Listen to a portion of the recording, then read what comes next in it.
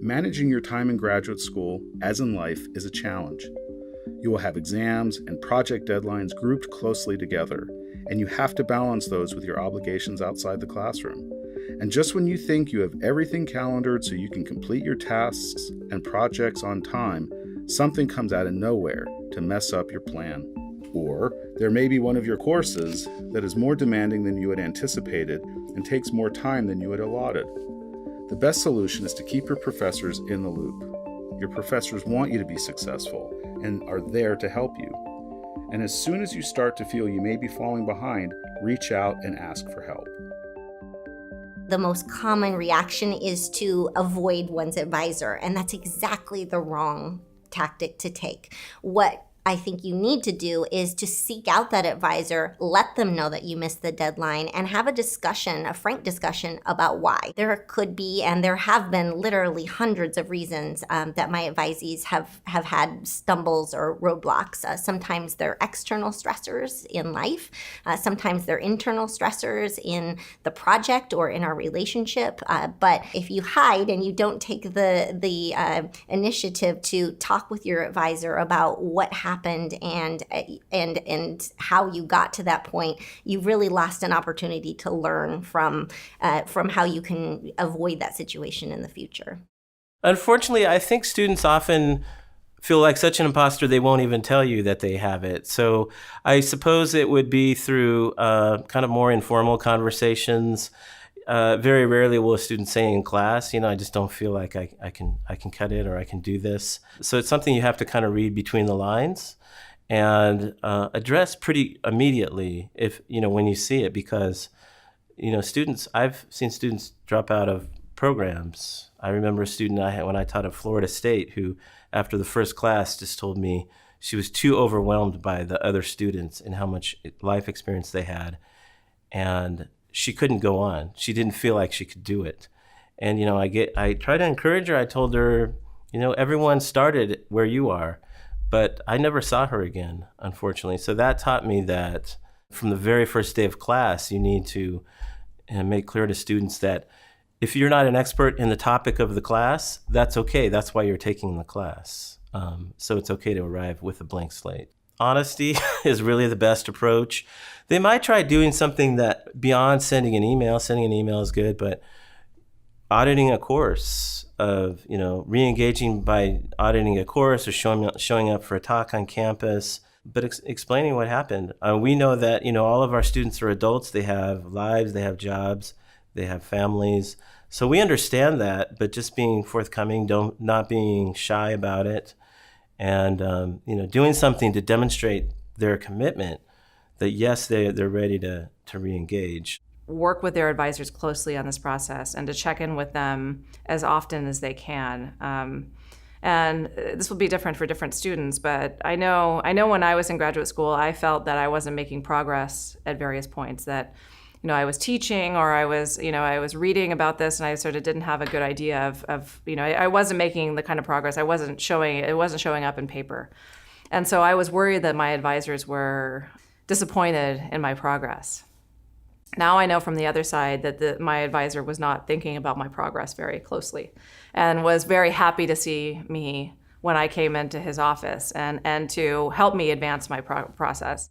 The other piece of it is, if there is a lot of anxiety around it, is also talking to those that have either gone through this process themselves and have reconnected with the program and with the advisor to see what that process was like, or reaching out to those that are currently still in the program or even graduates of the program, develop that support network. And maybe that's a nice way to reintroduce or get comfortable again with engaging with this whole process. Because I have seen it where there's just a lot of anxiety around the deadlines and missing deadlines and progress, where it's paralyzing.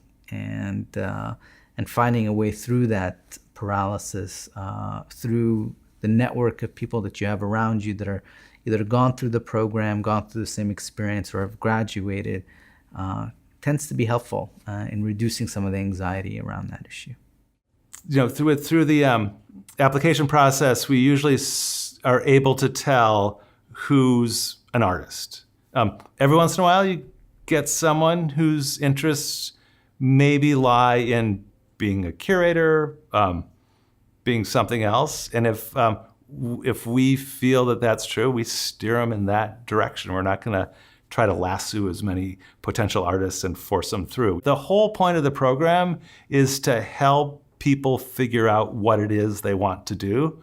Almost always that they're artists all the way through when we get in. And so what we're helping them do is figure out what it is what they want to do as artists. It works different with every single one of them. It's one of the great things that I like about the program is it's so individualized, hands-on, kind of carefully attuned to what someone's interests are. And we're always pushing them, we see them as potential, that what they're doing now isn't what they're going to be doing in the future. So we're always trying to build upon a base to realize that potential that we're looking for within them. I always tell students at orientation that I am here for them, my faculty is here for them, as well as the university. We have a number of resources that the students can use. And at orientation, I always say I have this line, life happens. We understand that, so don't hide. Tell us. You don't have to tell us every detail because some of it is private and I very much respect that.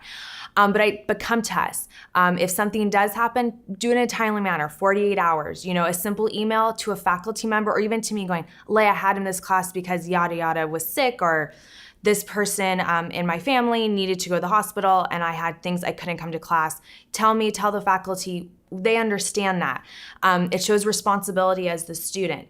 Then I also tell students, if there is something like they are falling behind, I try to always advise students, especially when they're coming back to a master's program or a PhD program and they haven't been in school for a while, take one class. Because it can be a lot of work, and that transition back, it can be shock. It really can be, and some people don't realize that. You have to get back into a groove of things and you have to reprioritize your life. And so one class I always recommend. Obviously for international students, you have to take units, but normally they're also not working and it is a little bit easier. If they're having issues in a class, I tell them talk to the faculty. They're there for you, that's part of their job. And there's things that you can do. I think to build and maintain a strong and effective relationship with faculty, it means not just popping in once and not seeing them again until you're ready to graduate. I think it's important to maintain that relationship. I don't think it means that you need to set up a monthly appointment with them, but I do think that there's a strong value in checking in regularly with whoever you identify as the right faculty mentor to you, maybe once every semester. Talk about how you're progressing, talk about how maybe your goals are changing, maybe some of the struggles. I also think that students frequently miss out on the opportunity of seeking out help directly from the faculty when they are encountering obstacles or struggles in their classes. Oftentimes they'll turn to students, colleagues, and that is a wonderful resource for sure. However, I think that the faculty also are very interested and willing in helping talk through ideas, clarify what was said during class meetings. And so I think that that's also an opportunity to gain that sort of mentorship. And the process of showing up, showing interest, showing that you're working hard, I think that also establishes a relationship with that faculty member.